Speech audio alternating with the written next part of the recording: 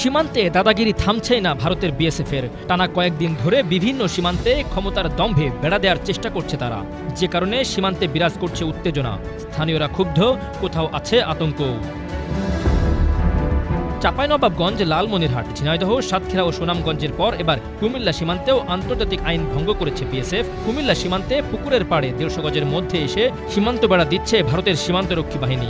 জেলার আদর্শ সদরের জগন্নাথপুর ইউনিয়নের শাহপুর এলাকায় এই বেড়া দেয়া নিয়ে বিরাজ করছে উত্তেজনা।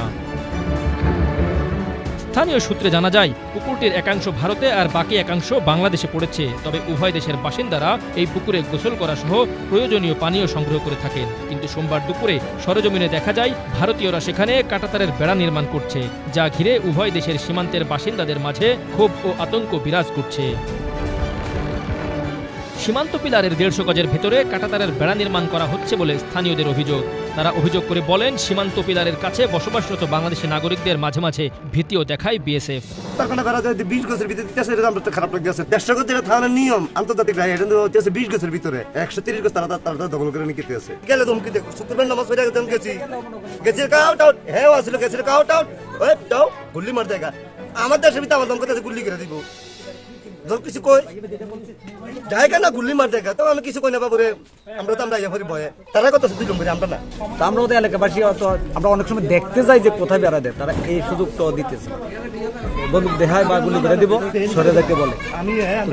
20 গজের ভিতরে বেড়া দিলে তো আমরা অত্র এলাকার মানুষ একটু বিপদে পড়বো। কেন এইদিকে হাঁটাচলা করা যাবে না, হাঁটাচলা করতে গেলে মনে করেন গুলি দিব বা ধমকাইতে আছে, জমি জামা আছে, এটাও ব্যবহার করা যাবে না। এই হিসেবে মনে করেন তারা যে হিসেবে বেড়া দিতেছে, বাধা বিঘ্ন দেওয়ারও কোনো ক্ষমতা নাই। বা বিজেপি আছে, বিজেপি যখন ওই দিন দেখছি যে মিটিং করতেছে, তারা ওই দিকে 3টা 5 দিছে বাংলাদেশে বানিয়ে। এটা নিয়ে হয়তো কথা মিটিং হয়েছে কয়েকদিন আগে, কী হিসাবে কী কথা বলছে ওই আর আমরা জানি না। কিন্তু ওরা যে হিসাবে বেড়া দিতেছে, ওরা জোরপূর্বক 20 গজের ভিতরে দিতেছে। এদিকে সরেজমিনে দেখা গেছে বিজিবির সদস্যদের টহল বাড়ানো হয়েছে। সীমান্তে প্রবেশের সব রাস্তায় এখন কড়া পাহারা। এছাড়াও ভারতীয় অংশেও টহল বাড়িয়েছে বিএসএফ। পুকুরটির কাছে গিয়ে দেখা যায় বিজিবির একটি দল সতর্ক অবস্থানে রয়েছে। অন্যদিকে বিএসএফ এর উপস্থিতিতে চলছে দেয়াল নির্মাণের কাজ। এ বিষয়ে কুমিল্লা 10 বিজিবি অধিনায়ক lieutenant colonel AM Zahid Parvez এখনও কোনো আনুষ্ঠানিক বক্তব্য দেননি। তবে দ্রুতই সংবাদ সম্মেলন করে বিষয়টি স্পষ্ট করবেন বলে জানিয়েছেন। Vision news desk. চাঁপাইনবাবগঞ্জের চৌকা সীমান্তের ওপারে বিএসএফ এর কাঁটাতারের বেড়া নির্মাণকে কেন্দ্র করে যখন তোলপাড় চারদিক, তখন আলোচনায় আসেন বিজিবির সঙ্গে কাস্তে হাতে মাঠে অবস্থান নেওয়া কৃষক মোহাম্মদ বাবলু। দেশের মাটি রক্ষায় তার এই সাহসী ভূমিকার চিত্র মুহূর্তেই ছড়িয়ে পড়ে সামাজিক যোগাযোগ মাধ্যমে, যা নিয়ে নেটিজেনদের প্রশংসায় ভাসেন তিনি, হয়ে ওঠেন সাহসের প্রতীক। এটি নিউজের মুখোমুখি হয়ে সেই অকুতোভয় কৃষক বাবলু জানালেন, দেশের মাটি রক্ষায় নিজের জীবন বিলিয়ে দিতেও প্রস্তুত আছেন তিনি। চাঁপাইনবাবগঞ্জ প্রতিনিধি মোহাম্মদ নাদিম হোসেনের পাঠানো তথ্যচিত্রে বিস্তারিত জানাচ্ছেন সাইরাজ। জীবন চলে গেল, দেশ বাঁচাবো। কোনো বর্ডারে যদি দ্বন্দ্ব হয়, এখানে এসে ফ্রাইস করে গুলি মেরে টেন দিবে। কোনো হয় বর্ডারে, আমরাও তখন ফের আবার প্রস্তুত থাকবো। আমার জীবন গেলে যাক, কিন্তু বাংলার 1 ইঞ্চি মাটি তারাকে দখল করতে দেবো না। হাতে কাস্তে আর মাথায় মাফলারের পাগড়ি পরে বিজিবির সঙ্গে তীক্ষ্ণ দৃষ্টিতে সীমান্তের দিকে তাকিয়ে আছেন এক ব্যক্তি। তার চোখ যেন বলে দিচ্ছে, এই দেশ, এই মাটি কেবল আমারই, কোথাও 1 ইঞ্চিও ছাড় দেওয়া হবে না। সম্প্রতি চাঁপাইনবাবগঞ্জের শিবগঞ্জ উপজেলার চৌকা সীমান্তের এমনই একটি ছবি ভাইরাল হয়েছে নেট দুনিয়ায়। সেই অকুতোভয় বাংলার দামাল সন্তান মোহাম্মদ বাবলুর মুখোমুখি এবার ATN নিউজ। চৌকা সীমান্ত সংলগ্ন কালীগঞ্জ গ্রামে গিয়েই দেখা মিলল কৃষক বাবলুর। সীমান্তের সাধারণ মানুষ বলতে যা বোঝায়, বেশভূষায় তেমনই একজন সাধারণ মানুষ তিনি। তবে তার বীরত্ব গাথা ও দেশ মাতৃকার জন্য সাহসী ভূমিকা এখন প্রশংসিত সর্বমহলে। বাবলু জানালেন, সীমান্ত ঘেঁষা গ্রামেই তার জন্ম। ছোট থেকেই দেখে আসছেন এখানকার পরিস্থিতি। সবসময়ই আগ্রাসী ভূমিকায় থাকে বিএসএফ। একটু সুযোগ পেলেই চালায় গুলি, হত্যা করে বাংলাদেশের নিরীহ মানুষকে। এমন পরিস্থিতিতে বিএসএফকে প্রতিহত করার আর কোনো বিকল্প নেই। 50 গজ ভিতরে সেটা তার বাড়া দিতে পারবে না, সেটা পাবে আন্তর্জাতিক হিসাবে আইন পাস করা আছে 150 গজ ভিতরে, সে দিচ্ছে আপনার 50 গজ, কোনটা 40 গজ এরকম পড়ছে, কোনটা 30 গজ এরকম পড়ছে। এই জন্যই আমরা বাধা দেওয়ার, আমরা বিজেপি নিয়ে আমরা বাধা দিতে গেছিলাম। ওখানে আবাদ করতে গেলে মানে ওদের চেম্বারের মধ্যে আয়ত্তের মধ্যে পড়ছে, কোনো বর্ডারে যদি দ্বন্দ্ব হয় তো এখানে এসে ফ্রাইস করে গুলি মেরে টেন দিবে। এই জন্যই আমরা বাধা দেওয়ার জন্য আমরা প্রস্তুত ছিল। কাঠ ও পিভিসি ম্যাটেরিয়ালের সংমিশ্রণে তৈরি আধুনিক আরএফএল উডিডো কাঠের চেয়েও কঠোর। বিজিবি বিএসএফ এর চরম উত্তেজনার মধ্যেও তিনি কাস্তে হাতে অবস্থান নিয়েছিলেন বাংলাদেশ সীমান্তে, প্রস্তুত ছিলেন দেশের জন্য জীবন দিতেও, প্রয়োজন হলে আবারও সীমান্তে দেশের মাটি রক্ষায় এগিয়ে যাবেন তিনি।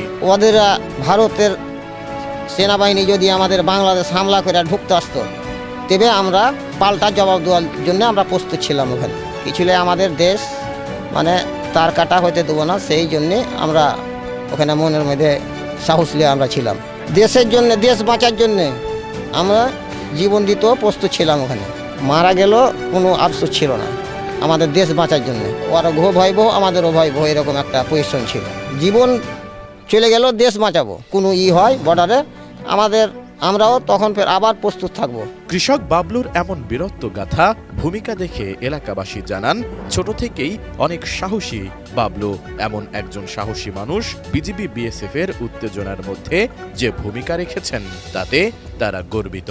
খুব ছোট থেকে সাহসী, যেহেতু বর্ডারে যে যাওয়া আসা যারা কালচার থাকবে তারা সাহসী হবে।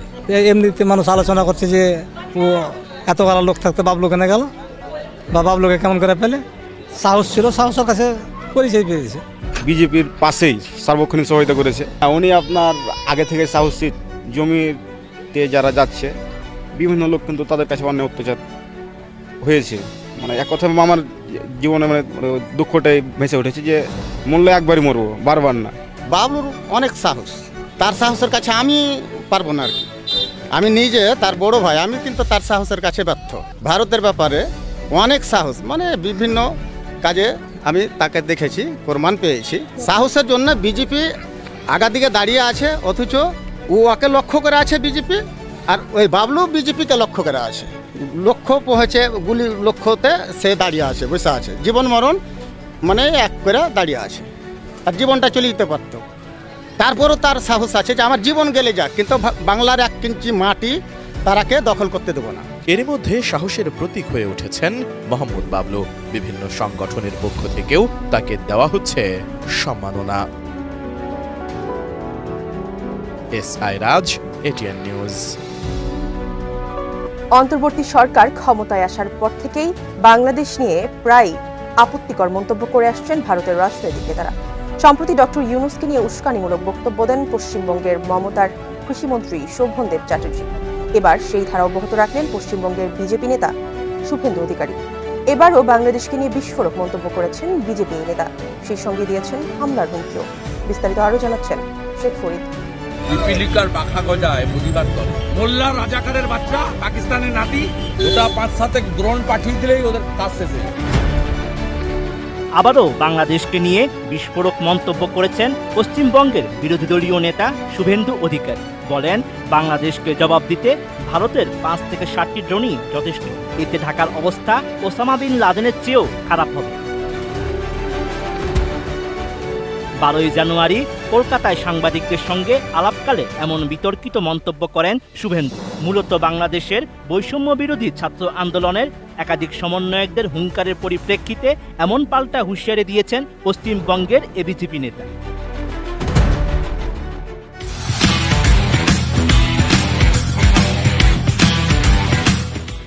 ভারতের সামরিক শক্তির প্রসঙ্গ তুলে বাংলাদেশকে কটাক্ষ করেন শুভেন্দু। তার দাবি, বাংলাদেশের পক্ষ থেকে পশ্চিমবঙ্গের বালুরঘাট সীমান্তে ট্যাঙ্ক মোতায়েন করা হয়েছে। বালুরঘাট সীমান্তে কটা ট্যাঙ্ক নিয়ে এসে খড়গাদা দিয়ে সাজিয়েছে। আমাদের ট্যাঙ্ক লাগে না, এখন ট্যাঙ্ক দিয়ে যুদ্ধ হয় না। ওরা 60-70 সালে আছে, এখন ট্যাঙ্কের যুদ্ধ হয় না, বন্দুকের যুদ্ধ হয় না, ম্যানপাওয়ার লাগে না। 5টা ড্রোন শুধু পাঠাবে ভারত। এ সময় বাংলাদেশের বৈষম্য বিরোধী ছাত্র আন্দোলনকারীদের বক্তব্যকে নাবালক বলে উল্লেখ করেন শুভেন্দু। পিপিলিকার পাখা গজায় মুদিবার তলে। বাংলাদেশে এই নাবালক অর্বাচীনগুলো ভারতের তাকত সম্পর্কে জানে না।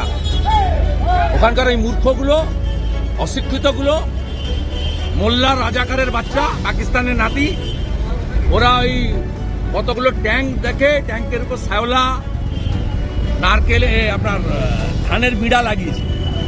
ওতে কিচ্ছু হয় না। এখানে ফোর্ট উইলিয়াম থেকে টিপবে আর ওখানে ধপাধপ ধপাধপ ধপাধপ চলে।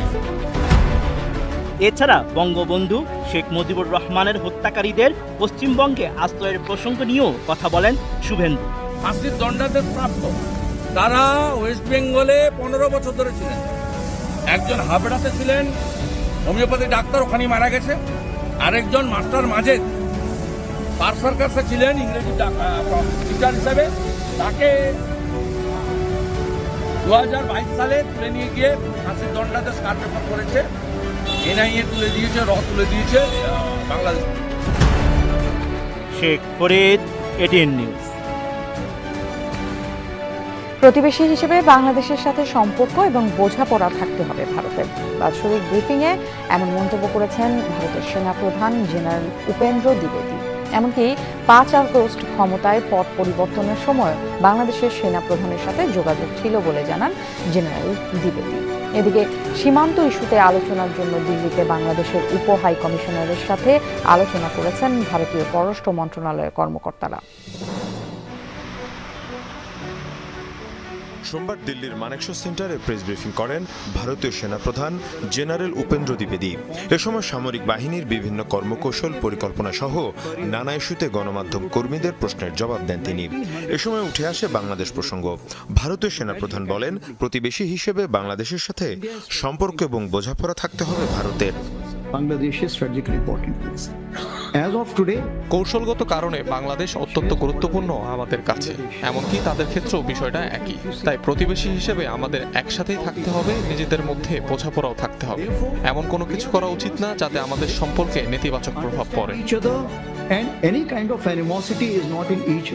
5 আগস্ট শেখ হাসিনা দেশ ছেড়ে পালানোর সময়ও বাংলাদেশের সেনাপ্রধানের সাথে যোগাযোগ হয় বলে জানান